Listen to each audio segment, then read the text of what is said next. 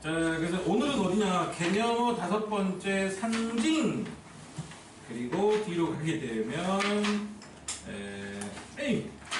어조와 태도 이런 것들이 있습니다. 그래서 이거 우리가 현대시를 이해하는데 가장 기본적인 것들이지요.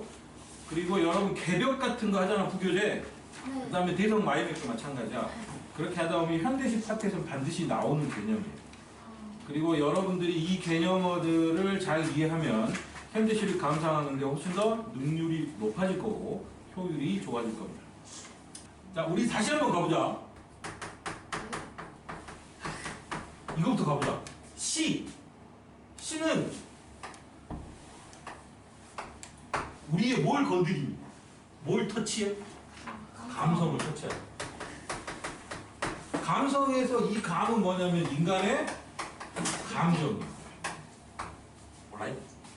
이 감정을 터치하기 위해서는 일단은 나쁜 감정을 터치할 때는 직설적인 게 훨씬 좋습니다. 뒤질래? 하면 감정이 바로 나빠지잖아. 그런데 뭔가 고급스러운 감정을 이끌어내는 데는 직설적인 어법보다는 어떤 어법? 간접적인 어법이 훨씬 효과적이에요. 그래서 시라는 녀석은 감성, 특히 인간의 감정을 건드리는데 고급스럽게 터치하기 때문에 간접적인 어법을 사용하는데 그 간접적인 어법을 사용할 때 가장 기본적으로 쓰는 게 바로 뭐다? 비유와 상징이에요.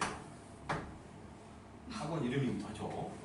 근데 어쨌든 이 상징과 비유, 이 두 가지가 가장 빈번하게 씁니다. 그래서 이 두 가지에 관해서 우리는 조금 깊이 알고 있을 필요가 있습니다. 먼저 비유에 관해서 가보자. 비유. 자, 비유는 일단은 내가 언급하는 대상이 몇 개일까? 두 개여야지. A하고 B가 있어야지. 그런데 이 A하고 B라는 녀석을 내가 언급하는데 이 녀석들 사이에 뭔가 비슷한 점이 있는 거야. 즉 공통점이 존재하지 않아? 존재해야 돼. 공통점이 있어야 돼. 이 공통점을 토대로 해가지고 이 두 개를 가지고 언급을 해주는데 원래 내가 의도했던 녀석이 있고 그것과 비슷해서 좀 더 효과적으로 표현하기 위해서 끌어온 녀석이 있겠죠. 그래서 그걸 구분하면 내가 원래 B를 얘기하라고 했어. 그럼 얘를 뭐라고 해? 원래 내가 머릿속에 두었던 생각, 원관념이라고 한다. 그러면 비슷한 속성을 가지고 있지만 설명이나 표현의 효과를 고급지게 하기 위해서 가져온 이 녀석은 뭐겠어요? 도와주는 녀석, 보조예요, 보조. 이렇게 이 두 가지가 한꺼번에 소술이 돼야 됩니다. 그게 바로 뭐예요? 비유예요. 그러면 거꾸로 얘기하면 이거야. 이게 비유인지 상징인지 알아보려면 그 언급된 언어적 표현에 두 가지 요소가 다 나와 있으면 뭐야? 비유야, 비유. 이해됐습니까? 자, 그러면 이제 상징으로 가봅시다. 상징은 여기 있는 걸 이제 공부할 때 내가 간단하게 얘기하면 이거야. 상징이라는 건 영어로 하면 뭐예요? 심볼이라고 해요. 심볼. 그래서 기독교의 심볼은 뭡니까? 십자가잖아. 그런데 내가 이렇게 쓰진 않잖아. 십자가, 기독교 한꺼번에 쓰지는 않죠. 그러니까 이 상징이라는 녀석은 비유하고는 근본적으로 다른 게 뭐냐면 일단은 서술을 하는데 A라는 녀석만 한다는 거예요. B라는 녀석 합니까? 안 합니까? 하지 않아요. 그래서 원관념은 언급하지 않은 채 보조관념만 가지고 이야기하니까 우리가 상징을 찾기 쉬울까 어려울까? 어렵지. 그러니까 상징은 어느 정도 뭐가 필요한 거야? 배경 지식이나 학습이 필요한 거야. 비유는 보면 알 수 있어. 두 개 이렇게 비슷하네. 얘라고 했구나. 라는. 예를 들면 이런 거지. 인생은 마라톤. 그럼 내가 원래 언급하려고 했던 건 뭐야? 인생. 근데 인생하고 비슷한 속성을 지닌 녀석이 누구야? 화자가 생각해봤더니 마라톤이야. 그러면 거기서 우리는 생각을 계속 발전시켰어요. 그러면 왜 인생하고 마라톤하고 비슷하다고 생각했지? 기니까. 쉼 없이 달려야 되니까. 피곤하니까. 여러 가지를 발견할 수 있잖아요. 그러니까 비유는 이게 가능해요. 상징은 여러분 저번에 우리 윤동주 시 봤잖아요. 십자가 밑에서 모가지에 피를 들이우며 어쩌고저쩌고 얘기가 나오잖아. 그러니까 거기서 십자가라는 것의 원관념은 희생일 텐데 그걸 애써서 우리가 어떻게 돼요? 전체를 몇 번 읽어보고 배경 지식까지 활용해서 찾아야 되잖아. 그게 상징이야. 뭐가 더 어려워? 상징이 더 어려워. 그래서 그 상징에 관해서 여러분들이 학습을 먼저 하는 거다. 이런 얘기. 이해됐습니까? 자, 글 상자 한번 보세요. 자, 인간의 내적 경험이나 감정 혹은 사상 등의 추상적인 내용을 감각할 수 있는 구체적인 대상으로 나타내는 것을 상징이라고 하는데 말이 너무 어렵죠? 그래서 이건 그냥 패스. 누가 이걸로 주관식 문제 내는 건 아니잖아. 자, 밑에 봐보세요. 자, 원관념의 형태를 드러내지 않고 보조관념만 제시한답니다. 자, 그래서 이건 내가 설명한 거예요, 방금. 그러니까 상징에는 원래 관념은 누구 몫이야? 읽어내는 사람 몫이야. 그러다 보니까 어때요? 그 의미가 명확해요? 애매모호해요? 애매모호하죠. 그래서 모호성이 큰 거예요. 비유보다 훨씬.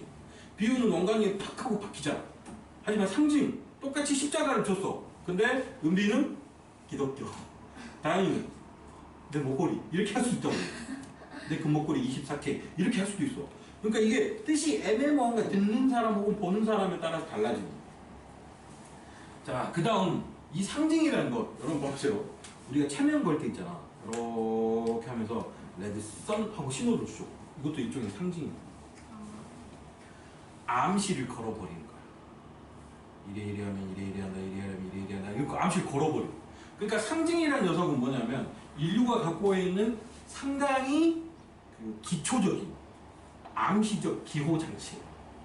그래서 얘를 보게 되면 뭔가 명확히 뭔가를 떠오르진 않지만 흐리흐리하면서도 뭔가 떠오르고 뭔가 그것을 생각해야 될 것 같은 그런 분위기가 만들어지는 거예요. 자, 그래서 여기 이제 그 표 한번 보도록 하세요. 비유와 상징을 비교해 놨어요. 자, 비유에서는 당연히 원래 의도했던 표현의 주체인 원관념이 드러납니까? 드러내지 않습니까? 드러나겠지만 상징에서는 원관념이 드러나 안 드러나? 안 드러나요.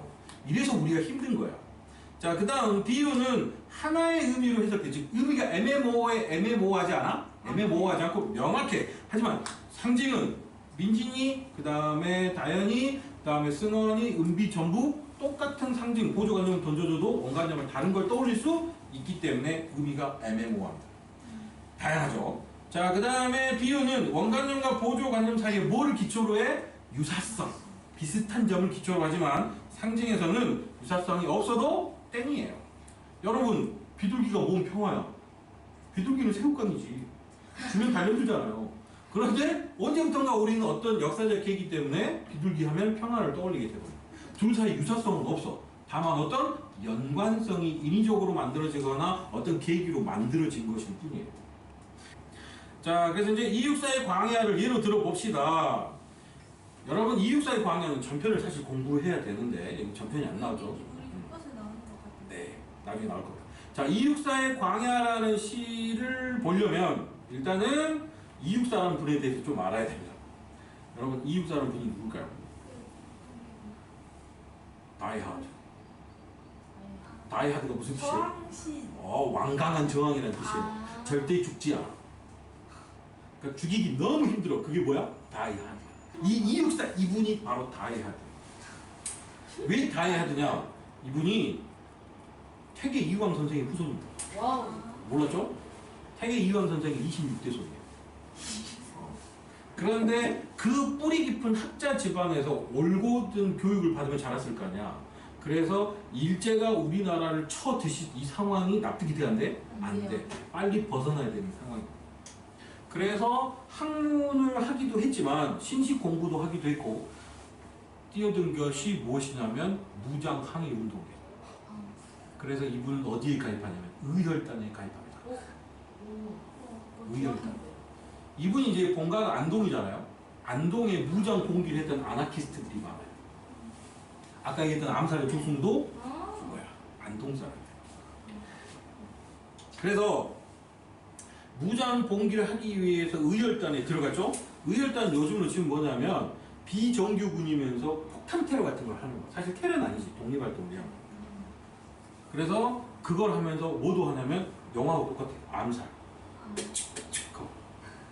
그래서 이분이 갑자기 몇 달간 사라져? 그럼 누군가 죽어. 신문에 나요. 중국 신문들. 아베 뒤지다. 막 이런 식으로 나오죠. 그리고 실제 이분은 만주에 가서 만주 군들하고 정규 전투도 합니다. 그래서 부상도 있고요. 그런데 대단하신 분이지. 안타깝게도 체포돼가지고 결국은 돌아가시게 돼요. 어쨌든 그런 항일 운동가이기 때문에 이분은 그 머릿속에 투철한 역사의식이 있겠죠. 그래서 그 역사의식을 나타낸 시들이 많은데 광야가 바로 대표적이에요. 그렇다면 광야는 무슨 뜻이냐? 넓고 넓은 벌판을 뜻한다. 그래서 이 넓고 넓은 벌판 어디 계세요? 조선 땅입니다. 그 조선 땅이 갖는 기본적인 성격이 뭐냐? 이분이 생각했을 때는 우리 민족, 하늘로부터 선택받은 우리 민족이 사는 신성한 땅, 어느 누구도 건드리지 못한 땅. 그런데 그것을 누가 건드려? 아베 따위들이 건드렸다. 그래서 기분이 나쁘다는 거예요. 그래서 지금 여기 이 부분이 뭐냐면 그 광야의 현실을 얘기하는 거고, 지금 그러니까 과거에는 어떤 땅이었어? 역사가 시작된 신성한 땅이었다. 그런데 지금은 눈이 내리고 있다. 그럼 여기서 눈은 긍정적이겠어요? 부정적이겠어요? 겁나 부정적이에요. 광야는 어때야 제맛이에요? 눈이 와야 제맛이야? 아니지. 푸른 벌판이 쫙 펼쳐지고 반짝반짝 빛나는 강이 쫙 흘러가고 그 다음에 시조새들이 막 날아가고 그래야 뭔가 좀 있어 보이잖아. 그런데 여기 뭐야? 눈만 내려. 엄청 추워. 그러니까 눈은 여기서 부정적. 자, 그런데 그 눈이 내리는 가운데 망원경으로 쭉 살펴봤더니 저기 어딘가 약간 희끄무레한 거하고 다른 색깔이 있네? 봤더니 줌해서 쭉 당겨봤더니 뭐야? 매화꽃이야. 근데 여러 송이 있어 없어? 없어. 딱 한 송이가 혼자 눈을 뻗대고 있는 거야. 내려봐라. 내 마 다 긴디필기다. 이러고부터. 그러니까 그 매화꽃을 보면서 얼마나 여러 가지 심정이 들었겠어. 그래서 이런 얘기합니다. 내가 여기 씨앗을 뿌리겠다. 나도 뭐가 되겠다는 거야? 매화꽃이 되겠다. 나를 뭐해서? 희생해서. 그런 얘기입니다. 자, 그래서 여기에서 상징을 찾아보자. 아까 상징은 어떻게 찾는다고 했어요? 원관념 없이 보조관념만 나온 게 상징이라고 했죠. 그래서 찾으면 뭐가 있을까요? 눈, 또 매화향기. 그렇지. 그럼 여기 선택지 이렇게 만들 수 있어. 상징적 의미의 시어들을 병렬하여 이렇게 할 수 있겠죠. 그 다음에 또 어떻게 할 수 있어? 상대적 의미의 상징적 시어들을 통해 시상을 전개한다. 맞아요? 틀려요? 맞잖아요. 그러니까 이런 식으로 선생님들이 잔머리를 굴려서 뭘 만들어? 선택지를 만든다. 그래서 정답 선택지를 먼저 만든 다음에 그 다음에 확산적 사고를 통해서 뭐 만들어? 오답 선택지를 만들어낸다는 거예요. 그러니까 여러분들 실제로 한번 해보세요. 그러면 문제 이딴 식으로 만드는구나 라고 하면 그때부터 여러분은 프로의 길에 접어들게 돼요. 자, 그래서 이제 상징의 개념은 다시 정리합니다. 원관념과 보조관념을 기준으로 봤을 때 상징이라는 녀석은 어때? 보조관념만 제시되기 때문에 모호하고 암시성이 강하죠. 그래서 우리는 상징이라는 녀석을 찾기가 조금 힘들구나. 그래서 좀 경험과 학습이 필요하구나 라는 걸 깨달았고, 그리고 그걸 좀 더 효과적으로 찾기 위해서 상징의 종류에 대해서 한번 배워보자. 상징의 종류는 크게 몇 가지가 있을까요? 세 가지. 밑에 보면 나오죠. 원형, 관습, 개인 이렇게 나오잖아요. 그래서 이것에 관해서 우리가 한번 생각을 해봅시다.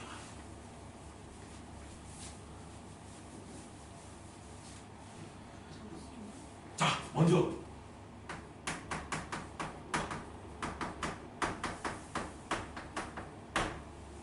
원형 상징이라는 게 무엇인지 생각해 봅시다. 자, 이 원형이라는 게 뭐냐면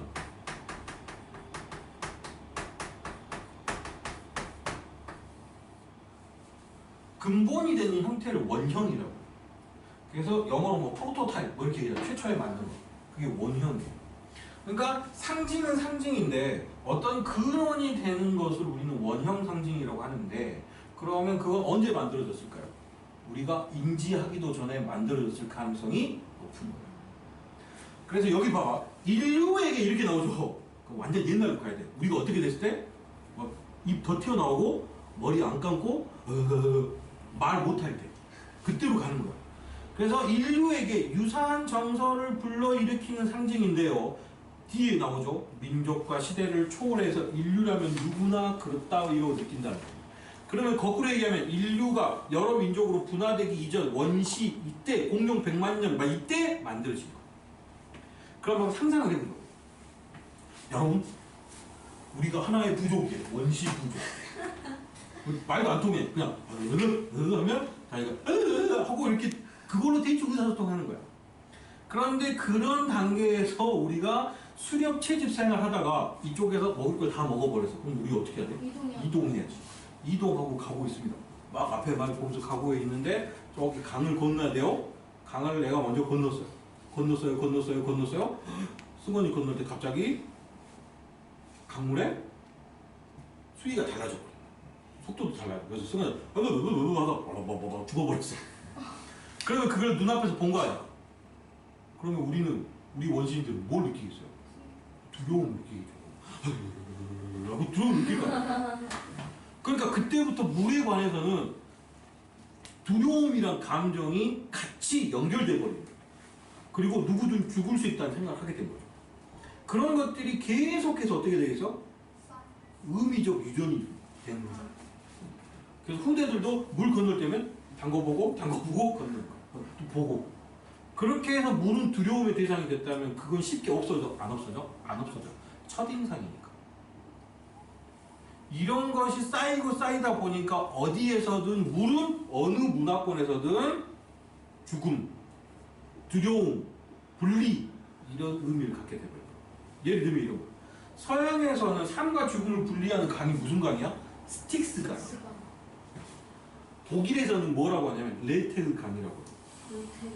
레테르 강은 어떤 거냐면 그 강을 건너면 모든 걸 다 잊어버려요. 그 이전에 있었던 일. 포맷되는 거죠. 스틱스 강.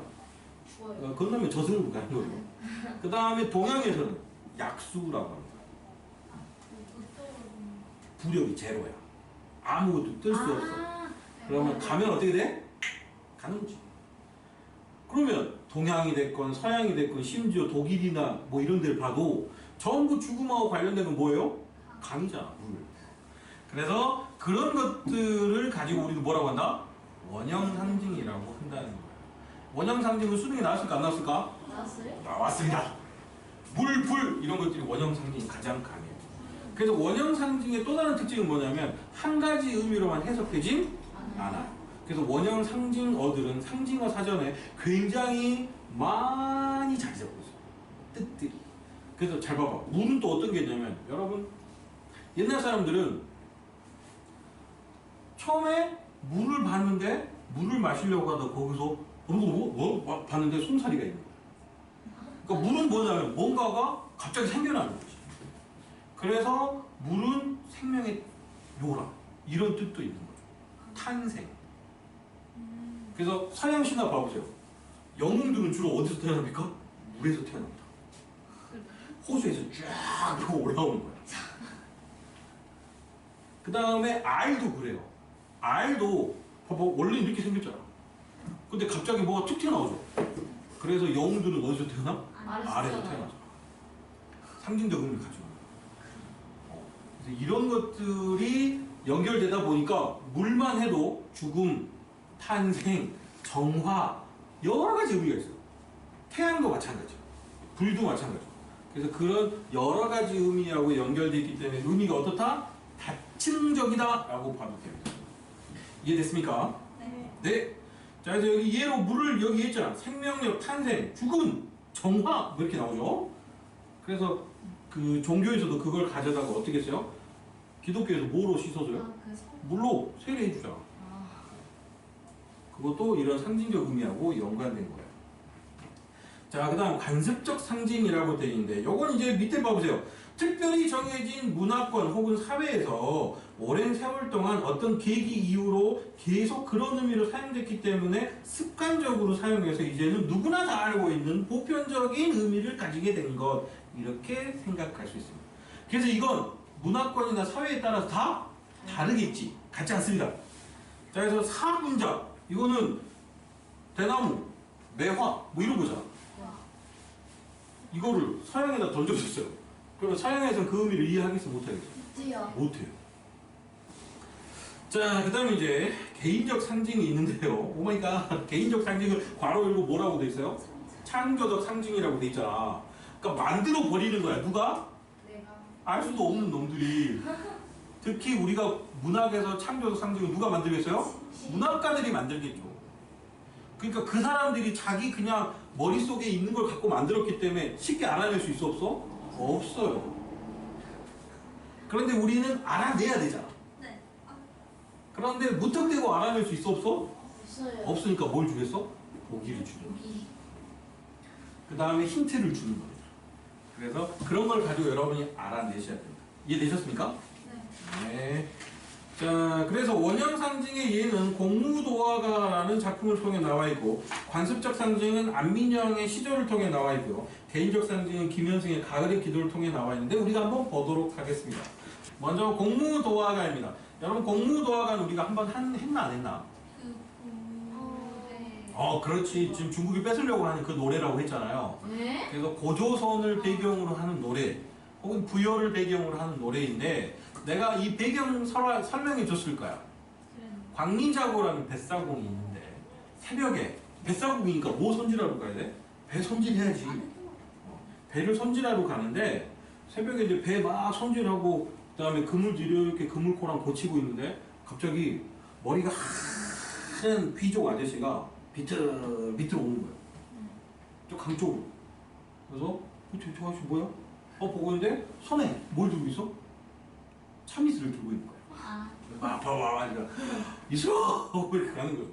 그런데 그 뒤에 보니까 김태희처럼 정말 예쁜 그 부인이 하늘하늘한 선녀 옷을 입고 막 따라오는 거야. 와 예쁘다. 어떻게 뭐 썸 타나? 누군가? 막 보고 있는데 아무래도 이상해. 그 아저씨는 불러도 대답도 하고 이슬아 너네 어디로 가? 강으로 가는 거야. 그래서 계속 들어가는 거야. 그래서 이 부인이 제발 그러지 말라고 넌 누구래 하고 있는데 그래 죽어버렸어. 네? 들어가서 누가 죽어버렸다고 그 아저씨가. 갑자기요? 오 익사한 거지.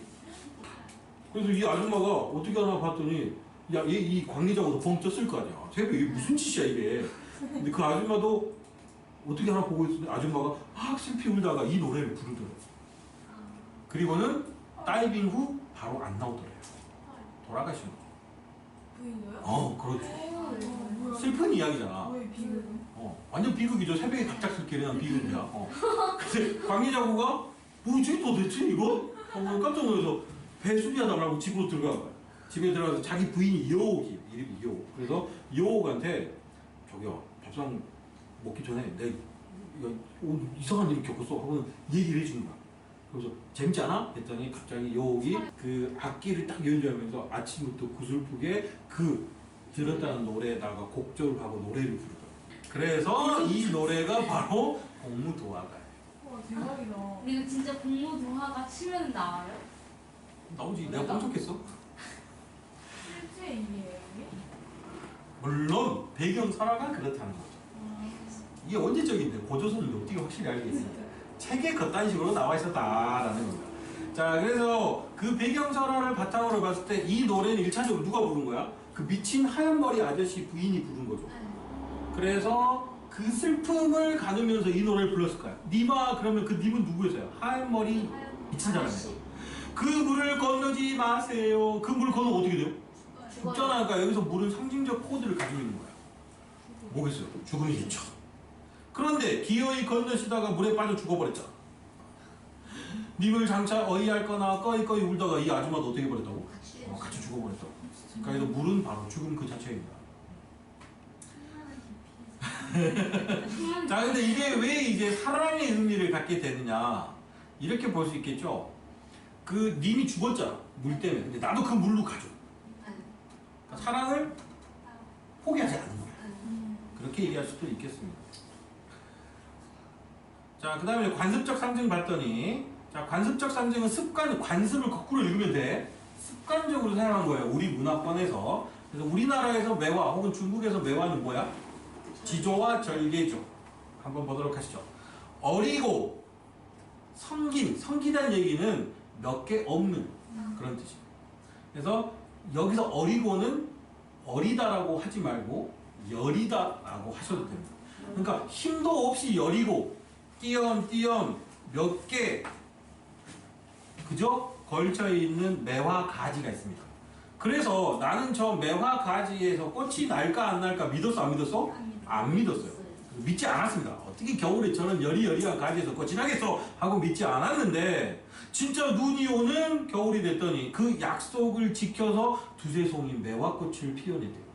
그래서 너무 기특하고 너무 신기해서 밤이 돼도 촉은 뭐냐면 촛불이야, 촛불.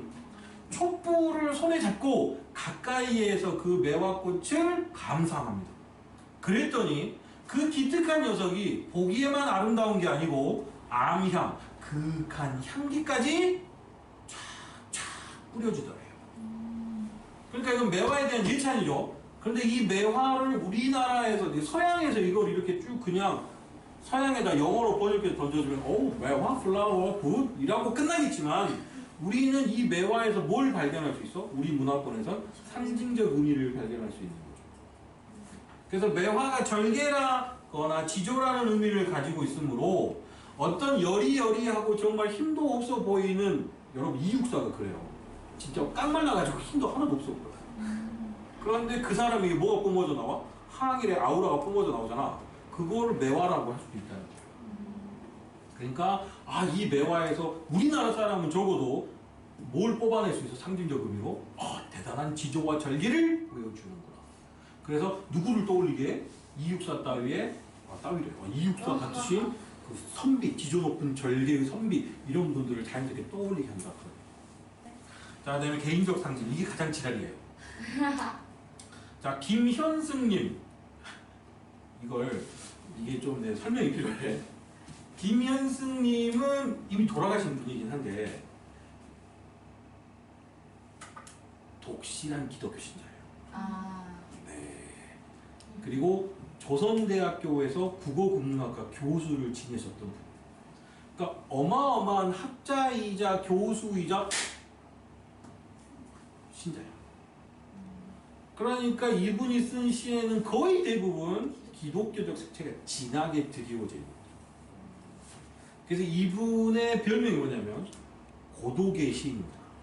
왜 고독의 시인이냐? 그러니까 종교적 활동에 관해서 이 전도를 위주로 한 게 아니고 자기 반성이나 홀로 있는 시간에 자기가 종교를 통해 깊어지는 것, 그걸 추구했던 분이에요. 그래서 이분 주로 가을, 그 다음에 고독 이런 것들을 주요한 제재로 삼았는데 대표적인 시가 바로 이 가을의 기도입니다. 한번 보도록 하시죠. 자, 가을에는 혼자 있게 해달래요. 그러니까 이 하소서 이것도 기도조잖아. 나의 영혼 굽이치는 바다와 백합의 골짜기를 지나 마른 나뭇가지 위에 다다른 까마귀같이 뒤에 말이 생략된 거예요. 한번 봐보세요. 이분이 왜 가을에 혼자 있게 해달라고 했느냐? 여기 있는 것처럼 자신의 영혼이 굽이치는 태평양 바다 한가운데와 그 다음에 여러 가지 다른 것들 가시넝쿨이 존재하는 여러 가지들을 지나서 100가지 꽃이 쫙 피어있는 그런 곳을 또 지나서 잘 봐봐. 시련과 역경을 지나고 환희와 기쁨을 다 지나서 마른 나무까지, 즉 아무 치장할 것 없는 아주 본질적이고 단순한 것에 딱 자리를 잡을 수 있게 하기 위해서 가을에 뭐 하게 해달래? 혼자 있게 해달라는 거야. 그러면 가을에 혼자 있으면 뭐 하겠어? 기도하겠지.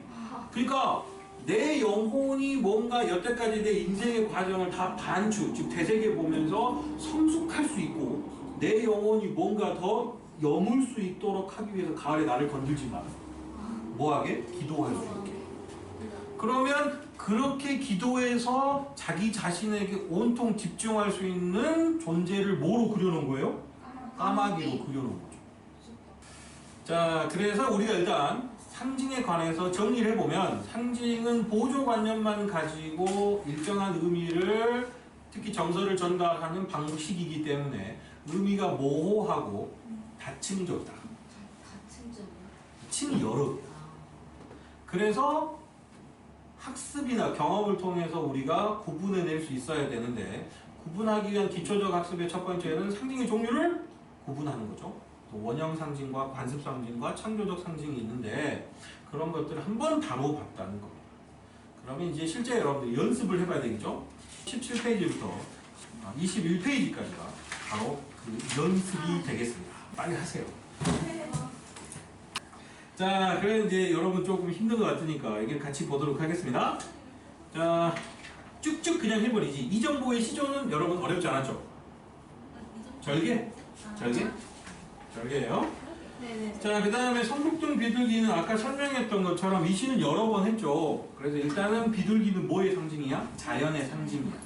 그리고 비둘기가 추구하는 바가 자연과 인간의 평화로운 공존이기 때문에 그 다음 단계를 쓰셔도 됩니다. 그럼 이 상징은 뭐겠어요? 개인적 상징인 것이. 자, 그 다음에 고운의 눈길. 개인. 이 시인이 만들어 놓은 거지. 습관적 상징은 뭐야? 평화지만. 네. 자, 고운의 눈길 한번 보도록 하시죠. 나는 처음으로 귀를 가졌노라. 나의 마음은 밖에서는 눈길, 안에서는 어둠이 나옵니다. 온 겨울의 세상을 떠돌다가 이제와 위대한 정막을 지킴으로써 쌓이는 눈더미 앞에 나의 마음은 어둠이 나오라. 이렇게 되죠. 이 시를 지은 작가가 누구야? 고은이요. 고운. 이분은 남자야. 남자. 그리고 나이가 어마어마하게 많으셔. 아 진짜 살아. 아직 살아 계셔. 근데 이 시를 쓸 때 당시에 나이가 그렇게 많이 살았을 거 아니에요? 이 시를 쓸 때가 40대 후반. 그래도 많으시지 네. 젊은 거지 그런 거. 지금 뭐 거의 80이니까. 자, 근데 이분의 이력은 어떤 거냐면 승려였어, 승려. 승려요? 직업이요? 어우. 빡빡했다. 12년 동안인가 빡빡했어. 지금은 그냥 시인이야. 머리 다시 길렀어요? 그럼요. 그랬겠지. 그 사진 보면 알 수도 있네. 머리 하얘가지고. 근데 이분은 그 승려였던 그 기억이 자신의 인생에서 어마어마한 토대가 됐겠죠. 모든 걸 바라볼 때. 그 되게 불교적이고 동양적인 시선을 가질 수밖에 없죠. 네. 특히 불교적인 시각을 가는데 그럼 불교에서 승려들이 추구하는 게 뭐야? 득도, 즉 이 도라는 거 생각해. 아니에요? 응? 불교는 사랑 아니 거의 니네 등교관. 우리가 사랑인가? 앞으로 고전을 하다 보면 이 도가 더럽게 많이 나와. 먼저 이 도는 우리가 기본적으로 이렇게 생각합시다. 뭐라고 생각한다? 우리? 도리. 그러면 잘 봐보세요. 여기 임금이 있어요. 그 다음에 신하가 있어요. 그러면 신하로서 임금에게 지켜야 되는 도리가 있겠죠. 충. 그렇지. 그러니까 여기서는 그 도리가 다비충이 되는 거예요. 그 다음에 왕으로서는 신하나 혹은 백성들에게 지켜야 될 도리가 있겠죠. 그게 뭐겠어? 왕도야, 왕도. 그래서 구체적으로 얘기하면 어때? 백성들을 잘 먹이고 잘 다스려야 돼. 그래서 이 방식대로 우리가 가보는 거야. 자, 여기 몽크가 있어요. 승려. 그 다음에 여기 부처가 있다고 치자. 붓다. 그러면 얘가 얘한테 지켜야 되는 도리가 있을 거야. 그게 바로 뭐야? 불도야, 불도. 부처님께 지켜야 되는 도리. 이해되셨죠? 그리고 이 불도의 핵심은 바로 뭐야? 뭘까? 자비야, 자비. 맞다, 자비. 자비. 맞다. 나에게도 자비, 부처님에게도 자비, 세상 사람들에게도 자비. 그런데 이걸 깨닫기가 그렇게 쉽겠어, 어렵겠어? 어렵겠죠. 이 글자로 자비는 알아요. 근데 내가 다른 사람들에게 얼마나 어떻게 해야 자비를 펼칠 수 있지라는 걸 어마어마한 고도의 깨달음이 필요한 거야. 그리고 그걸 실제 보여준 사람이 누구야? 부처야. 머리상어 밑에서 이렇게 다이어트 심하게 해가지고 그 모습 보이잖아요. 사진. 그렇게 하면서 깨달았다 하고는 자비해야 된다 라고 얘기한 게 부처님이니까 그 부처님을 따라가고 싶은 거예요. 그 깨달음의 과정을 따라가고 싶어서 스님들은 뭘 하는 거야? 참선을 하는 거야. 계속. 보리수나무 밑에서 부처가 했던 것처럼. 그래서 부처님을 앞에 놓고 부처님 저도 깨닫고 싶어요 하면서 부처님 상 아래에서 허단에 앉아서 이렇게 계속 하고 있는 거예요. 영주 돌리고. 그리고 그걸로만 안 되니까 뭘 해? 자꾸 세상을 돌아다니면서 그 깨달음을 얻고 싶어서 돌아다니. 이게 그 과정. 그러니까 자 봐보세요. 이 사람이 막 돌고 깨달으면서 돌았잖아. 그런데 온 겨울 동안을 떠돌다가 어느 낯선 지역에 와서 뭘 봤어요? 눈이 내리는 풍경을 보고 그 풍경을 보고 깨달은 거야. 이렇게 순간적으로 깨닫는 걸 뭐라고 하냐면 돈오라고. 이 오자가 깨달을 오자야. 이 돈자는 절대 돼지 돈자 아니에요. 갑작스러울 돈자. 그러니까 갑작스럽게 어떻게 해? 깨달아. 이 사람이 그런 상태에 빠진 거야. 그러니까 갑작스럽게 눈길을 보면서 이거구나 하고 깨달은 거지. 그러면 그 깨달음을 보여줘야 되잖아. 그럼 밖을 보여줘야 돼? 안을 보여줘야 돼? 안을 보여줘야 돼. 그래서 이렇게 얘기하는 거예요. 자, 쌓이는 눈더미 앞에 나의 마음도 어때? 이제는 아무것도 없는 원시 태초의 우주가 생겨날 때 같은 시커먼 아무것도 없어요. 그래서 고요하기만 해. 그러니까 어떤 잡스러운 노이즈가 끼었어 안 끼었어? 하나도 끼지 않아. 그래서 눈이라는 것은 깨달음 이렇게 볼 수 있고요. 그 다음에 어둠이라는 것은 나의 마음은 어둠이노라 이렇게 돼 있잖아. 네. 비유적으로 쓰인 거죠. 그래서 나의 마음이 곧 어둠인데 그 어둠도 어때요? 한 번 더 꼬우면 상징적 의미가 될 수 있겠지. 고요함? 그 다음 뭐겠어? 깨달음. 어둠. 그렇게 될 수 있다는 거죠. 둘다 개인적이죠. 그렇죠. 그 다음에 종교적이기도 하니까 이 어둠이라는 것은 그 개인적이면서도 관습적이라고도 볼 수 있겠어요. 물론 관습적으로 어둠은 그렇게 좋은 건 아니지만 그런 의미도 가질 수 있겠구나라고 하는데 거의 99%는 개인적이라고 여러분 생각하면 되겠죠. 수학처럼 딱딱 떨어지진 않아. 양다리 파야 주로. 양다리. 언어나 인문학 이런 것들은 사회학 이런 것들은 전부 어때요? 양다리예요. 그래서 뭐가 가능해? 이게 가능한 거야. 그래서 자꾸 사회 현상이나 뭐가 생기면 뭐해? 토론을 하잖아. 밤샘 토론, 끝장 토론 막 이런 거 하죠. 결론 나옵니까 안 나옵니까? 안 나와요. 안 나와. 그렇지. 그러니까 상징은 뭐라고 했어요? 모호하다고 했잖아요. 그 의미가. 자, 그 다음 이제 5번 문제 한번 보도록 하시지요. 나는 나름의 당신은 행인. 요건 우리가 했으니까 넘어가고요. 김영랑의 내 마음 아시리 한번 보도록 하겠습니다. 여러분, 김영랑 같은 시인을 뭐라고 하냐면, 내가 이제 외적 정보를 그냥 먼저 줘버릴게요. 내적 감상은 여러분 충분히 할 수 있으니까. 유미주의 시인이라고 해요. 유미주의요? 유미주의.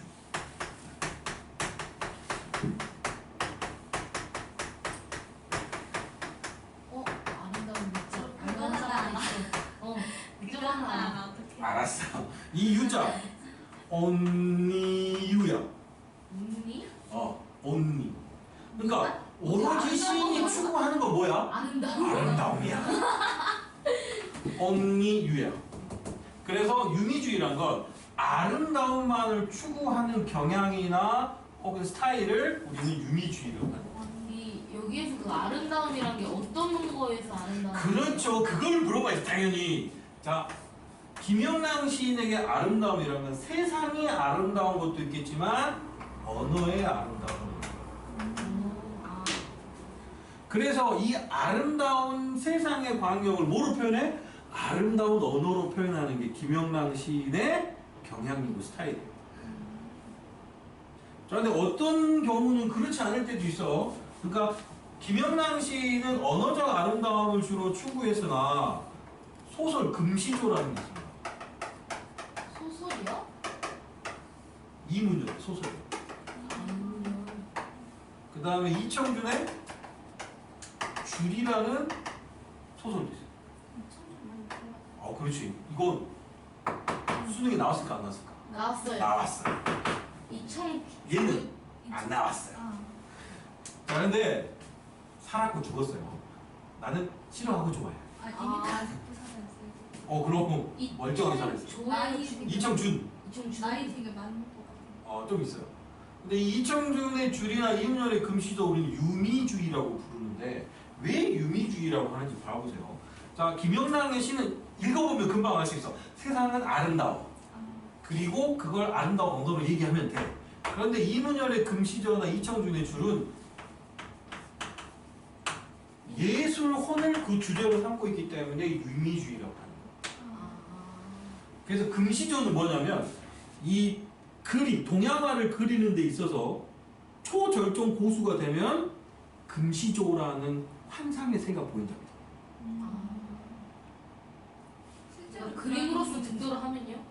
그렇죠. 실제로 그다음- 그런 이야기가 있어요. 그냥 꾸며낸 거지. 그치. 아, 그 다음에 소설에서도 이 줄이라는 이 작품에서는 뭐냐면 아버지 줄광대와 아들 줄광대가 나와요. 그 줄타기잖아요. 띵띵하고 다 하는 거. 네. 그런데 아버지는 이 줄이 자기만의 예술이고 자기의 모든 것이야. 거기다 모든 걸 다 걸었어. 그 외의 것은 별 의미가 없어. 그래서 줄타기를 가지고 재주를 부리며 돈을 버는 것 자체도 치욕이야. 돈을 벌기 위해 줄을 타는 게 아니야. 줄은 예술이니까. 그런데 먹고 살기 위해서 어차피 줄을 타죠. 근데 단장이 자꾸 거기서 위에서 묘기를 부리라고 해도 부려 안 부려? 안 부려. 자기만의 방식으로 줄을 타는 거야. 그걸 아들에게 가르쳐줬어. 그런데 이 아버지의 줄광대가 자신의 아내를 목졸라 죽입니다. 네? 줄을 잘 타려고. 근데 아내를 아내는 왜냐? 설명을 해줄게요. 이 아내가 부정을 저질러. 뭐야? 부정. 바람을 핀다. 아, 바람이 있다. 그걸 발견하고 그 바람을 핀 것 때문에 죽이는 게 아니고 네가 바람을 피워서 내 정신을 혼미하게 하기 때문에 줄에 집중할 수가 없다. 그래서 주인공이요? 어? 뭔 그런 없애버려. 그럼 죽이면 마음이 편안해지. 존재를 지워버리는 거지. 그런데 아들에게도 그런 일이 벌어져. 네? 아들도 여자친구를 사귀었어. 아들 설마 그런 아빠를 보고 살았어. 그런데 그 여자친구 때문에 줄에 집중할 수가 없어. 그래서 아버지처럼 그녀의 목을 눌렀다가 손을 놉니다. 그리고 다시 줄을 타러 가서 줄에서 떨어져 죽어버려요. 그러니까 이게 무슨 이걸 왜 유미주의라고 하냐면 바로 이거 하나 때문에 인간의 삶이 거기에 종속돼 있어. 그런 걸 보여주잖아. 그게 바로 유미주의입니다. 어머 정신적으로. 진짜 아니 진짜 뭔 막장 드라마보다 더 심한 것 같아요. 근데 어떤 예술이라는 거에 흠뻑 빠지게 되면 그럴 수 있죠. 그럴 수 있다고 봐. 하지만 살인은 안 되지. 자, 어쨌든 이분을 하지. 이제 유미주의를 설명하다 보니 나온 거예요. 이 시는 그런 거 아니야. 자, 내 마음 아실 사람, 내 혼자 마음을 나처럼 아실 사람 어디나 계신다면 내 마음 때때로 생기는 먼지와 티끌 속임 수 없는 내 눈물에 강곡한 한 방울 한 방울 푸른 밤 살짝 맺는 이슬 같은 내 마음속의 보람 따위 등을 마치 보배인 것처럼 감추었다가 그분에게 드려야지. 그러니까 지금 신적 화자인 나는 누구를 보고 싶은 거예요? 내 마음을 100% 다 주고 이해해 줄 수 있는 그런 동반자를 원하는. 자, 그 다음 또 뭘까요? 아, 그립다. 내 혼자 마음 나같이 알아줄 사람. 꿈에나 보일까 향 맑은 옥돌에 불이 달아 사랑은 타오르기도 하겠지만 불빛의 연기인 것처럼 이 희미한 마음은 사랑도 모르겠다. 내 혼자 마음은. 이 구절이 조금 애매모호하죠. 지금부터 설명을 한번 해봅시다. 시적 화자인 나는 지금 누구를 간절히 바라고 원하는 거야? 내 마음속에 모든 걸 줄 수 있는 어떤 사람. 그래서 그걸 주면 이게 뭔데? 나는 이런 거 필요 없어 라는 사람이 아니고 정말 이거구나. 내가 A를 주면 A구나 라고 알아줄 사람이 필요한 거예요. 그런 사람을 원하고 있어요. 그런데 실제는 존재할까 존재하지 않을까? 존재하기가 어렵죠. 그래서 현재까지 못 만난 거야. 그래서 꿈에나 볼까 이렇게 생각하는 게 그런 대목이죠. 자, 그런데 현실에 대해서 이렇게 얘기합니다. 여러분 향초 있죠, 향초. 보통 이렇게 뭐 이런 향초도 있고 하잖아. 그 향초에다 불을 밝힙니다. 그러니까 옥으로 생긴 돌 위에다가 향초를 딱 꽂고 불을 밝혔어요. 그 옥돌 위의 향초처럼 사랑은 언제든 타오를 수 있어요. 그런 사람을 만나면. 그쵸? 하지만 불빛 때문에 연기가 하나 둘 조금씩 보이기도 하잖아. 그런 것처럼 사랑이 타오르면서 연기가 솟아나는데 그 연기는 잘 보여 안 보여? 안 보여. 그것처럼 사랑을 하긴 하지만 그 희미한 연기와 같은 내 마음을 나도 모르겠고 그 사람은 더욱더 모를 수도 있다. 자, 그 다음에 이제 강은교님의 우리가 무리되어 한번 보도록 하시지요. 강은교야? 네, 그렇죠. 아닌데 작가가 잘못 났어요? 아 그래요? 네. 이거 뭐예요? 중혜성인데. 에? 아니 나 확인해보고 내가 틀릴 수도 있고 그럴 가능성이 크지 않지만 자 보도록 합시다. 이 시는 조금 어려울 수도 있습니다. 우리가 무리되어 만난다면 가문 어느 집에선들 좋아하지 않으랴. 자 시적 화자 누구예요? 우리예요. 우리. 그러니까 나하고 너를 포함한 존재들이죠. 그런데 이 사람이 지금 무슨 얘기하냐면 우리 나하고 너는 지금 떨어져 있지. 근데 뭐로 만나재? 물. 서로 물로 만나재요. 그러면 어느 집에서라도 다 좋아할 거예요. 왜? 지금 가뭄이니까. 날이 가물다 할 때 그 가뭄이에요. 비가 오지 않아서 쩍쩍 갈라져 있어. 그러니까 너하고 내가 물이 돼가지고 만나면 물 몇 방울이야? 미니멈 2방울이잖아. 그러니까 물이 필요한 곳에선 누구든 우리를 환영할 거다. 지금 세상은 물이 필요한 그런 얘기입니다. 자, 그래서 우리가 키 큰 나무와 함께 서서 우르르 우르르 비 오는 소리로 흘러요. 그러니까 얘들은 단순한 물방울이 아니죠. 거대한 물줄기죠. 자, 그렇게 된다면 흐르고 흘러서 날이 저물 무렵엔 깊어진 강물에 우리가 누워서 죽어가는 나무 뿌리를 적셔줘. 여유롭게. 너 죽어가고 있구나. 우리가 살려줄게. 띠리링 하면 살아버려요. 너 촉촉촉 하고. 그렇게만 된다면 어때요? 다 좋은 거죠. 네. 그리고 나서 이렇게 죽어가는 생명을 살리고 나서는 아직 가보지 않은 부끄러운 그 바다에까지 가게 된다면 우리에게 더 이상 바랄 건 있어요? 없어요? 없다는 거예요. 그러니까 지금 우리가 이제 상황을 봐보자. 이 시에서 나하고 너는 지금 어떻게 돼 있어? 떨어져 있어. 서로 만나고 싶어. 세상은 지금 가뭄이야. 쩍쩍 갈라지고 불타오르고 있습니다. 그래서 만약 우리가 만난다 뭐로 만나자? 물로 만나자. 세상도 좋아할 거고 죽어가는 녀석들도 살릴 수 있고 우리는 그러면서 어디까지도 도달할 수 있다? 가보지 못한 우리의 꿈인 바다에까지 갈 수도 있을 거야 라는 희망에 찬 소망과 꿈을 이야기하고 있죠. 그 다음 봐보세요. 그러나 왠지 불길하죠? 지금 우리는 뭐로 만나세요? 물로 만나죠. 가뜩이나 장렬하는 태양 때문에 쩍쩍 가려져. 내가 테이크어웨이 하고 있는데 우리가 뭐로 만나? 거기다 또 불로 만나. 그러면 세상이 어떻게 되겠어요? 망해요. 작살나지. 봅시다. 자, 그러려고 했더니 봐보세요. 벌써 이런 징조가 나타납니다. 벌써 숫덩이가 돼버린 뼈 하나. 그러니까 좀 민감한 녀석이 벌써 타버렸어. 파 하고 이제 뼈밖에 안 남은 거예요. 뼈도 어떻게 돼서 타가지고 시커매. 그 녀석이 뭐 하고 있는지 봐보세요. 세상에 불타는 것들을 막 쓰다듬고 있어요. 그러니까 세상이 완전히 난장판이 된 거지. 아수라장이 된 거예요. 만나려고 하기만 해도. 자, 그 다음 봐보세요. 저기 만리 밖에서 기다리는 그대요. 저 불이 지난 뒤에 흐르는 물로 만나자꾸나. 그러니까 우리는 지금 불로 만났어? 아니면 만나려고 해? 만나려고 해. 그 단계에서도 지금 세상은 어떻게 돼버렸어? 불타버렸어. 불타버렸어. 그러니까 우리는 만리 이 거리를 유지하는 거야. 그러면서 나중에 저 불이 세상에서 꺼지면 뭐로 만나지? 물로 만나자입니다. 그래서 푸시시 불을 꺼버리자입니다. 그 불을. 그러면서 너나 나나 만리 밖에서 서로를 향해서 올 때는 인간의 흔적이 사라진 넓고 깨끗한 하늘에서 만나자입니다. 자, 그러면 이거 이렇게 생각해요. 나하고 너는 인간일까 아닐까? 인간일 수도 있고 아닐 수도 있습니다. 어쨌든 우리예요. 근데 지금 헤어져 있죠. 얘네들이 가장 소망하고 얘네들이 만났을 때 가장 좋은 결과와 형태는 물로 만나서 죽어가는 것들을 살려내고 가보지 못한 꿈의 세상에 도달하는 거야. 그런데 지금은 어때? 서로 불로 돼 있어요. 만났어요, 안 만났어요? 안 만났어요. 만났어요. 서로 파이어하고 불만 이렇게 살짝 머리카락 위로 올렸는데도 세상은 그 불 때문에 괴로워하잖아. 그리고 세상에 불이 났어요. 그래서 지금은 불로 만나면 돼, 안 돼? 안 돼요. 안 돼. 오히려 세상에 난 불이 조금 진정되면 그때 그 불을 끄재. 물로 만나서.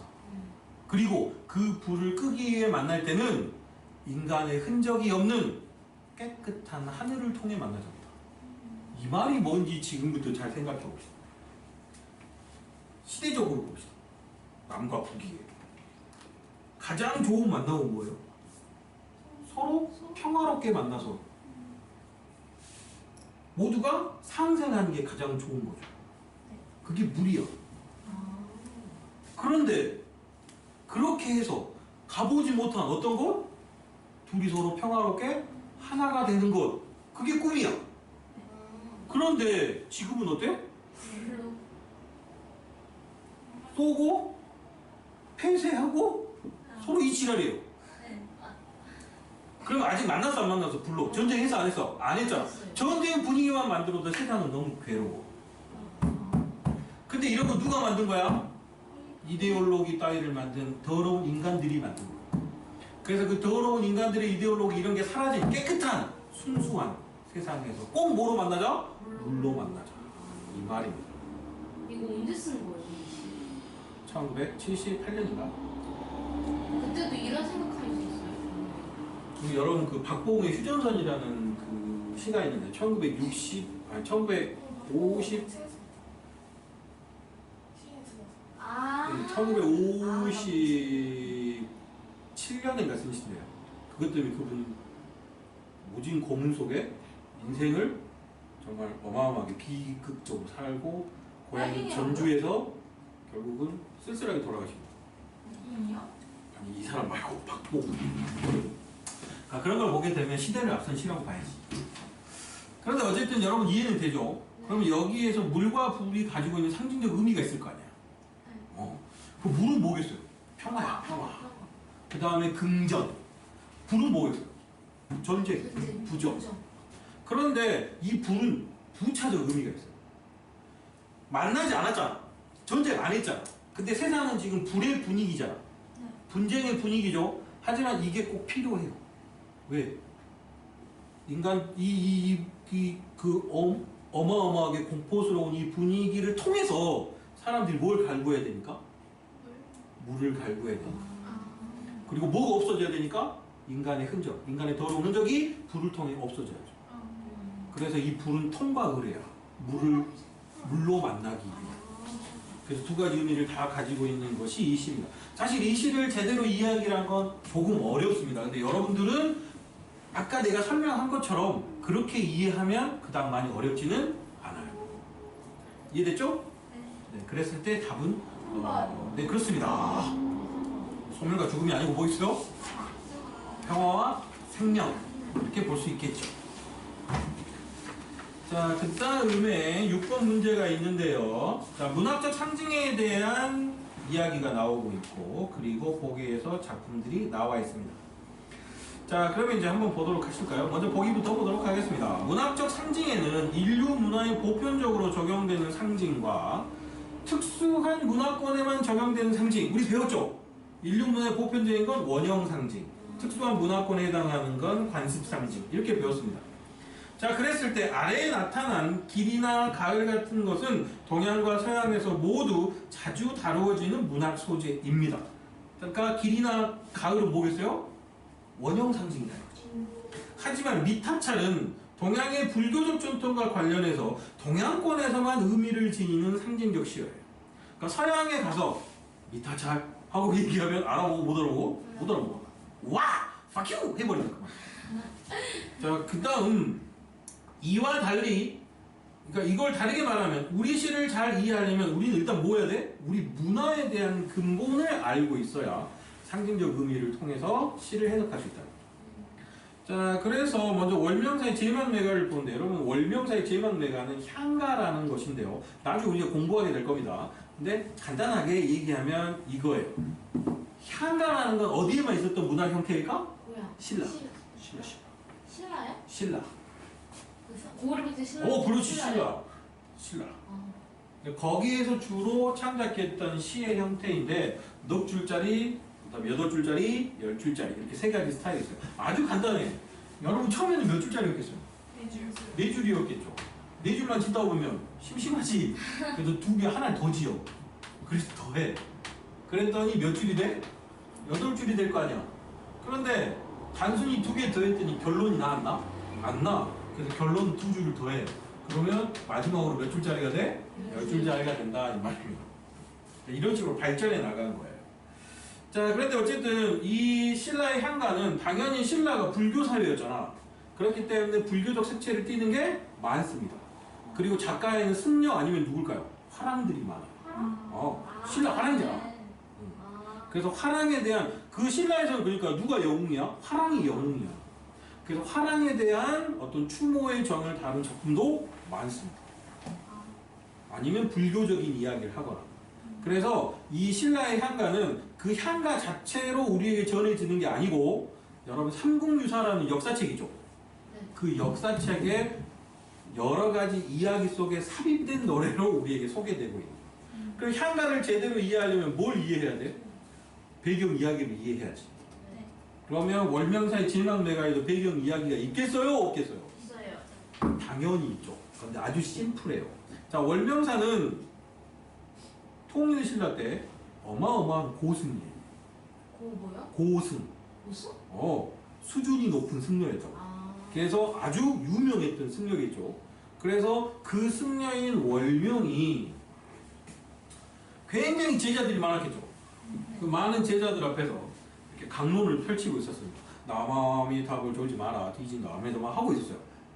그런데 그때 갑자기 띠디디디디디 하고 핸드폰이 울린 거야. 그래서 이제 받았죠. 아이폰 6S를 받았어요. 받았더니 갑자기 거기서 다급한 목소리가 들립니다. 월명아, 네 누구가 이상하다. 빨리 와라. 누나. 그래서 뭐라고요?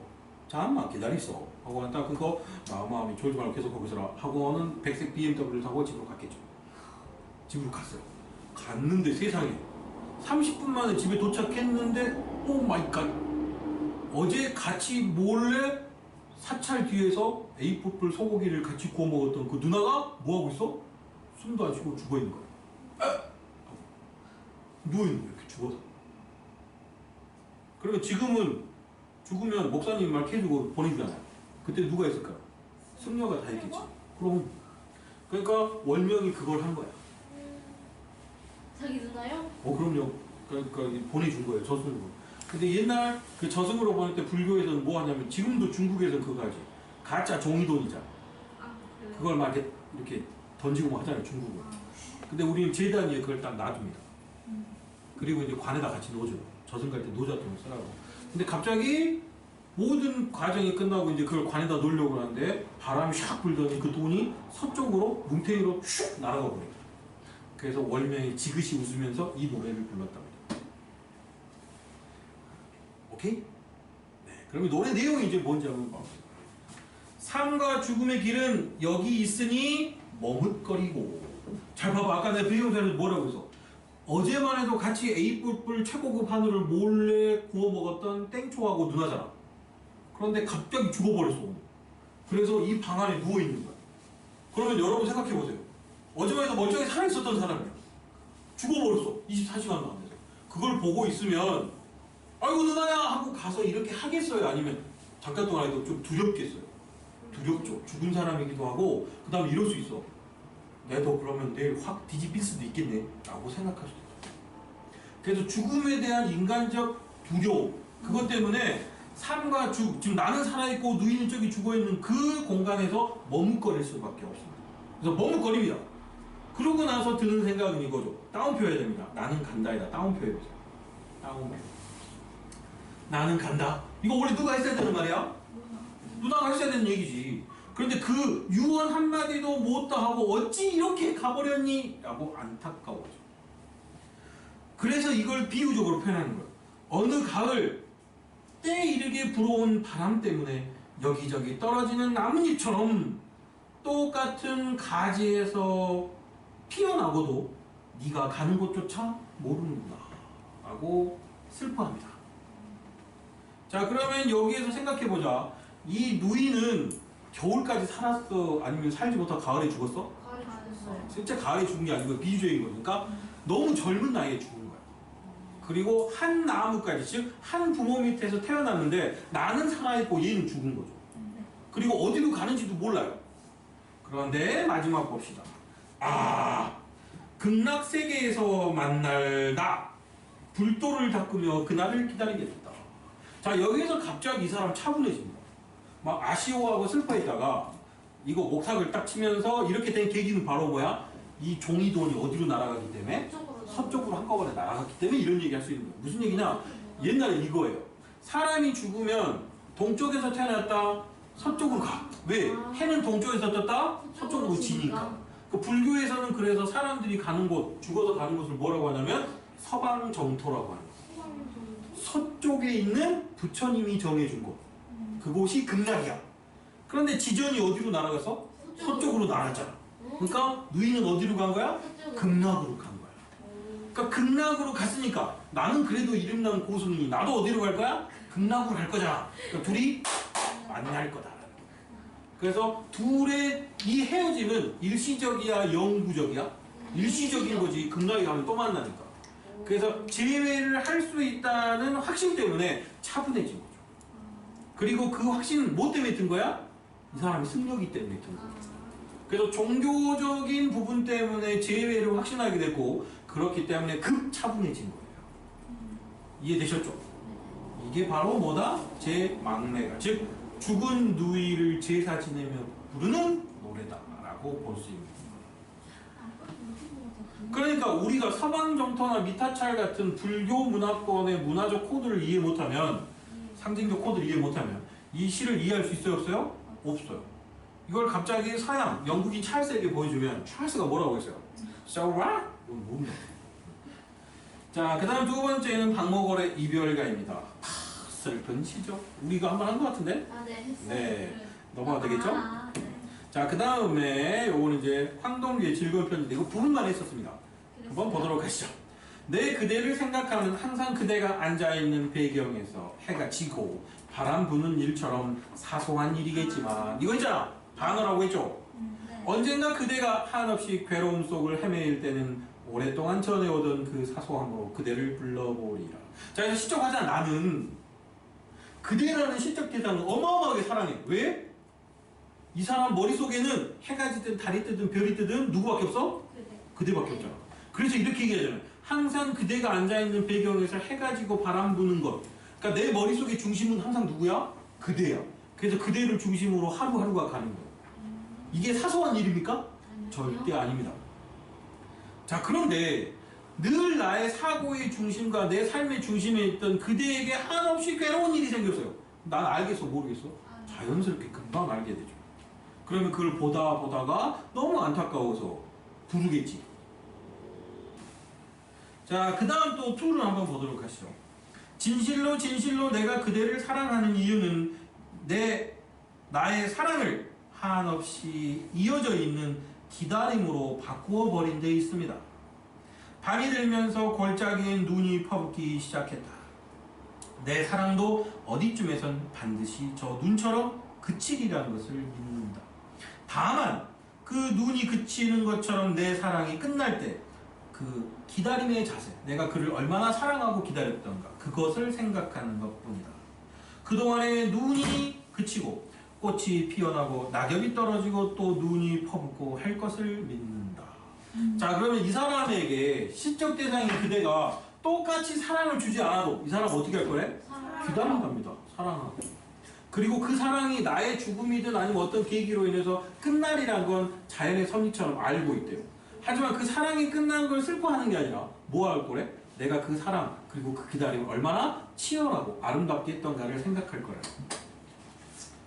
자, 그래서 이 세 편의 시를 가지고 이제 문제를 풀어보았습니다. 그래서 상징적 코드로 해석할 수 있는 걸 찾으면 되겠죠? 뭘까요? 흰 옷자락이겠죠. 왜냐하면 서양에서 흰 옷자락 얘기하면 white wear 끝나버려요. 하지만 우리나라에서 흰 옷자락은 뭐예요? 죽음을 의미하잖아요.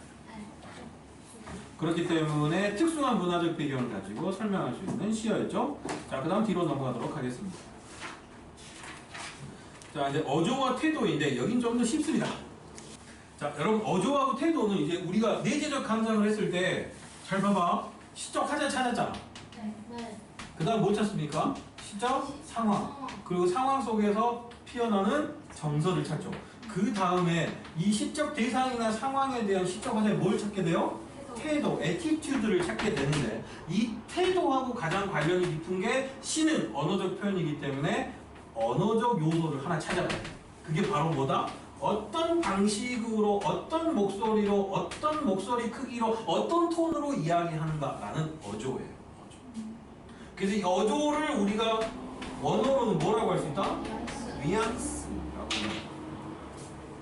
그래서 우리는 뉘앙스만 갖고도 그 사람의 심리 상태나 태도를 알 수 있어 없어? 있어요. 있죠. 내가 승원이한테 밥 먹었냐? 이렇게 하면 난 승원이가 밥을 먹은 게 기분 나쁘다. 근데 민지한테 밥 먹었니? 하면 얘가 밥을 안 먹었을 거면 너무 걱정된다는 거야. 똑같은 말이야. 밥 먹었니? 똑같아. 언어적으로, 문자적으로 다른 게 있어요 없어요? 없어요. 그런데 내가 어떤 뉘앙스를 어떻게 담냐에 따라서 음성 언어로 충분히 얘기할 수 있죠. 그런데 문자 언어로 바꾸면 제한적이잖아. 근데 그걸 어떻게든 표현을 해냅니다. 시인들. 대단하죠. 우리는 그걸 찾아내야 된다. 자, 그래서 어조 먼저 보도록 하실까요? 시에 드러나는 시적 화자의 목소리인데 시적 대상에 대한 시적 화자의 태도가 자연스럽게 뭘 통해 드러나겠어요? 이 화자의 목소리, 어조를 통해 드러날 수밖에 없습니다. 그리고 그러한 시적 어조를 통해서 우리는 시적 분위기가 형성이 되겠죠. 여러분 잘 봐. 여러분 봐봐. 집에 갔는데 엄마의 목소리가 너무 차분해. 그럼 분위기가 어때요? 뭔가 누나를 굴려야 되는 분위기가 되는 거죠. 무슨 일이 있었나? 하고. 우리도 목소리 하나 다 알 수 있어. 그러니까 평소에는 엄마 나왔어 하면 배고프지? 이렇게 하는데 엄마 나왔어 했더니 그래 하면 그때부터 문제가 생긴 거야. 뭔가 있어. 그 다음에 평소 아빠한테 전화해서 아빠 용돈 좀 했을 때 아빠가 알아서 계좌로 불러 이랬는데 아빠가 용돈 좀 했더니 일단 끊어. 그러면 문제가 생긴 거야. 그러니까 이거는 목소리를 통해서 많은 정보를 우리 순식간에 알아낼 수 있잖아. 시에서도 그렇다는 거야. 그 중에 알 수 있는 게 하나가 바로 분위기예요. 분위기. 이 시의 분위기가 어떠한가. 그 다음에 시적 화자나 혹은 시적 주인공이 있다면 그들의 정서가 또 어떠한가도 주로 이 목소리를 통해서 알 수 있다는 거야. 자, 이육사의 광야 봅시다. 여기서 그러니까 우리는 뭐 위주로 봐야 돼? 내용을 이해한 다음에 목소리 위주로 봐야 돼. 그래서 시의 분위기가 어떤지 정서가 어떤지를 찾아야 된다. 이거 그러니까 낭송할 때 목소리를 여기다 반영해야 되는 거죠. 지금 눈 내리고 매화향기 홀로 아득하니 내 여기 가난한 노래의 씨를 뿌려라. 다시 청거우 뒤에 백마 타고 오는 초인이 있어 이 광야에서 목 놓아 부르게 하리라. 이렇게 하는 거죠. 그러니까 목소리를 여기다가 반영시키게 되면 이 시의 분위기가 만들어지고 그 분위기를 통해서 우리는 수많은 인지적 정보를 알아낼 수 있다. 감각적 정보와 함께. 그러면 이 시의 내용 그거잖아. 아까 얘기한 것처럼 시적 화자가 봤을 때 지금 상황은 어때? 너무 부정적이야. 매화꽃 혼자 이렇게 버티고 있는 거야. 그러니까 나를 희생해서라도 버틸 수 있는 힘을 더 길러야 되죠. 그래서 내가 희생이 되고 조금 더 버틸 수 있다면 나중에는 이 부정적 상황을 이겨내고 누가 올 거예요? 백마 타고 오는 초인이 올 거랍니다. 그리고 상황을 다 해결하고 부르게 될 거예요. The end. 우리가 이겼어. 빅토리 하고 부르게 될 거예요. 이해되셨습니까? 그러니까 목소리 자체가 거기에 맞게 가야 되겠죠. 그리고 여러분들은 그 목소리를 가지고 더 거꾸로 이 내용을 더 심도 있게 짐작할 수 있으면 된다는 겁니다. 이해되셨죠? 네. 자, 그러면 그걸 좀 더 디테일하게 가보면 여기서 목소리가 왜 이렇게 이런 목소리고 분위기일까 따져봤더니 한 가지 요소가 뭐래요? 남성적 목소리이기 때문이에요. 그러니까 남성적 목소리를 읽었기 때문에 힘찬 다이나믹한 요소가 배가 돼서 의지, 극복의 의지가 훨씬 극명하게 드러난다. 이해되셨죠? 네. 자, 그 다음에 김소월의 진달래꽃은 이제 여러분 아시잖아요. 이건 남자가 읽어야 돼요? 여자가 읽어야 돼요? 여자가 읽어야죠. 자, 여기도 목소리를 집어넣지 않은 채 읽으면 밋밋해요. 근데 가련한 여성의 목소리를 집어넣으면 훨씬 더 애절하게 되겠죠. 그래서 그 결과 우리가 봤을 때 이 시에서 읽을 수 있는 목소리는 여성적이면서 슬픔을 머금은 목소리가 되죠. 자, 그래서 이런 목소리의 유형을 봤더니 굉장히 다양한데, 일단은 듣는 이가 있냐 없냐에 따라서 독백일 수도 있고 대화의 목소리일 수도 있겠죠. 그리고 화자가 누구냐에 따라서 성별로는 남성, 여성 뭐 이렇게 따질 수도 있고요. 그 다음에 청자에 대한 태도가 어떠니, 뭐 설득적일 수도 있고 간청하는 목소리일 수도 있고 명령하는 목소리일 수도 있습니다. 그리고 화자의 감정 상태에 따라서 뭔가 탄식하는 걸 수도 있고 뭔가 슬픔에 차 있을 수도 있고 아니면 모든 걸 꿰뚫고 그저 담담하게 이야기하는 관조적인 목소리일 수도 있겠지요. 아니면 정말 감정을 주체하지 못해서 격정을 토할 수도 있어요. 개새끼! 하고 격정을 토할 수도 있다는 거. 그래서 여러 가지 목소리가 있어요. 그 중에 여러분 염세라는 말이 나오잖아, 뒤에. 염세요? 염세. 아, 염세. 염세. 염세가 뭐예요? 염세. 이 염이 뭐냐면 여러분 염증 나죠? 네. 그 염증은 무언가 잘못돼서 나는 거잖아. 네. 싫어 좋아? 싫어요. 싫지. 그러니까 우리 옛날 의사들이 이 염증에다 왜 염증이라고 했냐면 어떤 증세인데 정말 귀찮고 싫은 증세라서 염증이라고. 그러니까 이 염은 좋아할 염자야, 싫어할 염자야? 싫어할 염자야. 그러면 염세니까 세는 세상이야. 세상을 좋아해, 싫어해? 싫어해. 그러니까 세상을 싫어하니까 목소리가 어떻겠어? 짜증에 차 있겠죠. 살아서 뭐하니? 이렇게 돼버린 거야. 여러분 음판에서 치타 여사가 갱년기 겪을 때 염세야. 살아서 뭐하니? 이게 염세로. 이해됐음? 자, 그 다음에 이제 대상에 대한 화자의 태도도 보게 되면 굉장히 여러 가지 태도가 있는데요. 여러분들이 대표적으로 여러 가지 뭐 긍정, 부정 이런 태도는 알고 있는데 여기 좀 어려운 것들이 있어요. 먼저 냉소라는 게 있죠. 냉소. 소가 웃을 소자야. 웃긴 웃어요. 근데 온화한 웃음이 아니고 차가운 웃음이잖아. 이거죠. 그러니까 어떤 대상이나 상황 따위에 대해서 긍정에 부정에 부정하는 거, 조롱하거나. 이거 우리는 냉소라고. 자, 그 다음에 예찬이라는 것은 칭찬해 주는 거죠. 떠받들고. 그 다음에 풍자는 우리 배웠잖아요. 비판하긴 하는데 직접 해, 간접적으로 해? 간접적으로 하는 겁니다. 자, 그래서 여기 이제 여러 가지 태도에 나오는데 특히 이제 관조적 봐보세요. 관조적. 관할 때 이 관이 뭐냐면 볼관자야. 조는 비칠 조자죠. 그러니까 어떤 모습이 수면에 비쳐요. 그걸 지그시 바라보는 게 관조입니다. 지금 막 잠 오잖아. 잠이 오는데 내가 만약 격정적이면 왜자! 막 이렇게 할 거 아니야. 근데 내가 너의 입장을 이해하고 그래 잠이 난다 그런 거야 라고 다 꿰뚫고 있다면 너를 지그시 바라보면서 그냥 아무 얘기 안 하거나 아니면 쓱 웃고 마는 거야. 그게 뭐라고? 관조야. 관조. 무슨 말인지 아시겠죠? 그러니까 관조의 기본은 넓은 이해와 여유예요. 그걸 가지고 있으면 대상을 관조할 수 있어요. 그러니까 세상을 관조적으로 바라본다 그러면 세상은 다 그런 것도 있고 저런 것도 있는 거지 하고 허허 웃어버려. KFC 할아버지죠. 맨날 웃고 있죠. 그분은 관조적인 태도를 가지고 있는 지금까지 출제된 어조와 관련된 선택지들 뭐 이렇게 나오는 거죠. 자신의 삶을 반성하고 있다, 지나온 삶을 성찰하고 있다, 인물에 대해 비판적 태도를 보이고 있다, 상황에 대한 긍정적 태도를 보여주고 있다, 대상에 대한 예찬적 태도가 드러난다, 뭐 이런 식입니다. 이런 선택지들을 여러분들 앞으로 많이 보게 될 거라는 것이죠. 네, 그러면 이제 연습 문제 1, 2, 3, 4까지만 한번 볼까요? 나머지는 이제 객관식이니까요.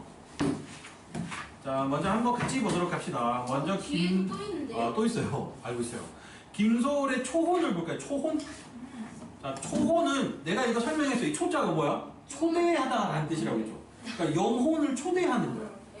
영혼을 왜 초대합니까? 쓸데없이? 라고 얘기하지만 어떨 때? 사람 죽었을 때.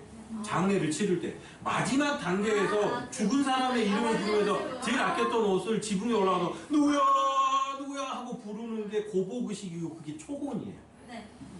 그래서 그 초혼이라는 시 산사지 부서진 이름 공중에 헤어진 이름 이렇게 부르잖아. 그러니까 격정적인 어조여야 되겠죠. 네. 그 다음에 또 뭐겠어요? 너무나 안타깝잖아. 사랑한다 말하고 보냈어야 했는데 그걸 못했으니까 애상적 어조여야 되겠죠. 슬프니까 이 애자가 슬플 애자야.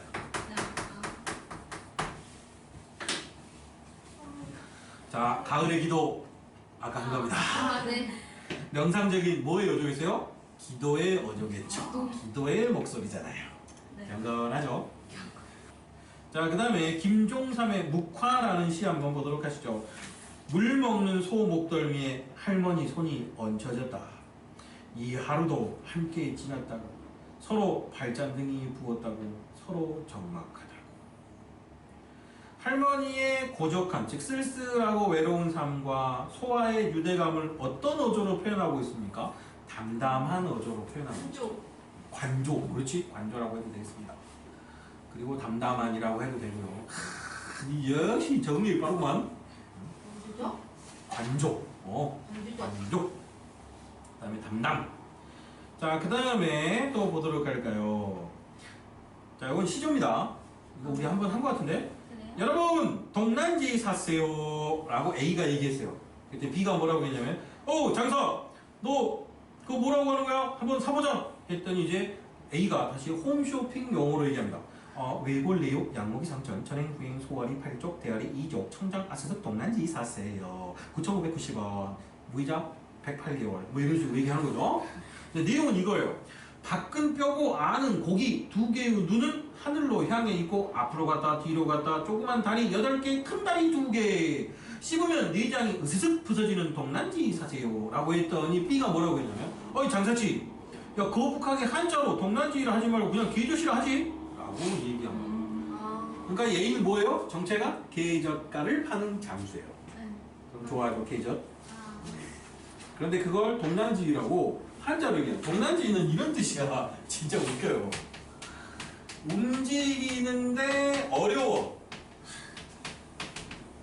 갈지자로 가는 건 쉬워. 그러니까 정상적으로 움직이는 건 어려워. 우리처럼. 어쨌든 동난지는 저렇게 한자로 쓰면 별것도 아니지만 우리말로 쓰면 더 간단합니다. 뭡니까? 계절.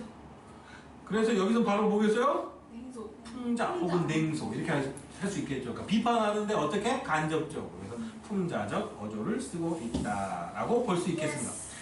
자, 그 다음 김소월님의 진달래꽃과 이육사님의 꽃이 있습니다. 이육사꽃 되게 많이 나오네요. 이거 중요한 시야. 같이 보도록 하겠습니다. 자, 이육사님은 늘 우리가 얘기하지만 뭐예요? 독립투사. 다이하드. 다이아트. 이황 선생의 26대 손. 다이하드. 자, 꽃도 마찬가지입니다. 동방은 하늘도 다 끝나고 비 한 방울 내리지 않는 그때에도 오히려 꽃은 빨갛게 피지 않는가. 내 목숨을 꾸며 쉼없는 날이여 북쪽 툰트라에도 찬 새벽 눈속 깊이 꽃맹아리가 움쩍거려 제비때 까맣게 날아오길 기다리나니 마침내 저버리지 못할 약속이여. 한 바다 복판 용솟음 치는 곳 바람결 따라 타오른 꽃성에는 나비처럼 취하는 회상의 물이더라. 오늘 내 여기서 너를 불러보노라 라고 되는데 시적 하나 뭡니까? 나죠. 자, 근데 나가 생각하는 상황은 뭐냐면 동쪽 방면은 하늘이 다 끝나버렸어. 동쪽 방면이 어디겠어요? 조선이에요. 조선의 하늘이 다 끝나버렸대. 일제 강점기가 됐음을 의미하는 것일 수 있겠죠? 반응어 쪽으로 보게 되면. 그 다음 비 한 방울이 내리지 않아. 그러니까 생명이 살 수 있어 없어? 없어요. 없어. 꽃 못 피워.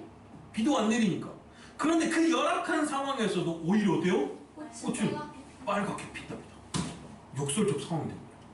비도 내리지 않는데 꽃이 빨갛게 나 레드꽃 하고 핀다. 그러니까 이게 뭘 나타내 주는 거냐면 열악한 상황에도 생명은 죽는다 죽지 않는다? 죽지 않아. 즉 열악한 조선의 상황에서도 조선의 민중들은 죽는다 죽지 않는다? 죽지 않는다 라는 겁니다.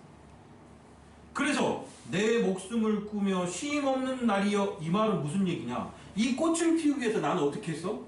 비 대신 내 피를 준 거야. 날마다 날마다. 무슨 얘기인지 아시겠죠? 네. 진짜 꽃에다가 피우시면. 그래서 꽃이 더 빨간 거야. 그러니까 내 목숨을 꾸어가며 하루하루 지내는 날이잖아. 네. 그래서 꽃이 피운 겁니다. 그러니까 나는 헌신을 하는 거죠. 자, 그 다음 볼까요? 북쪽 퉁트라 그 추운 곳, 더군다나 더 차가운 새벽, 그 더 열악한 상황에서도 눈 속 깊이 묻혀있던 꽃매가리는 어때요? 움직입니다. 살려. 그리고 뭘 꿈꿔요? 그 열악한 눈밭에서도 봄을 꿈꿔. 제 밑에가 까맣게 날아오는 봄을 꿈꾸는 겁니다. 이렇게 우리 조선 땅에 봄이 온다는 건 저버리지 못할 뭐예요? 약속이에요. 반드시 이루어진다는. 따라서 십적하자는 우리 부정적 상황이 극복될까라는 믿음이 강렬해? 아니면 부족해? 강렬하다. 굉장히 충만해 있어요. 자, 그래서 한바다 복판 무언가 부글부글 끓어서 용솟음 치는 곳을 상상해 봅시다. 그리고 바람결 따라서 꽃이 한들한들 움직이는 꽃으로 된 성이 있다고 생각해 봅시다. 그곳에는 나비처럼 취해서 춤을 추는 여러 무리들이 있을 거예요. 그래서 오늘 내 여기서 꽃성의 그 무리들아 나에게 오라 라고 불러본답니다. 그러니까 이 추운 겨울에도 이 사람은 뭘 꿈꾸고 있어? 봄을 꿈꾸고 있는 거예요. 그것도 흐드러진 봄을 꿈꾸고 있는 거예요. 꽃이 만발하고 바람결에 꽃이 날리고 꽃으로 용솟음 치는 것을 꿈꾸고 있는 거예요. 그리고 그것에 대한 확고한 믿음이 있어 없어? 있어. 그걸 보여주고 있는 게 바로 이육사 선생의 꽃이라는 시인 거죠. 자, 그래서 정답은 여러분들이 찾아오시기 바랍니다. 네? 숙제예요? 아, 그럼요. 아, 그 다음에 뒤에 있는 7번, 8번, 9번, 10번, 11번은요. 설명할 게 좀 있어요. 특히 뭘 설명해야 되냐면 일단은 8번에 있는 윤동주 참외로, 그 다음에 신동엽의 누가 하늘을 보았다 하는가, 그 다음에 10번에 있는 유치원의 생명에서는 조금 설명이 많이 필요한 시입니다. 그래서 이건 다음 시간에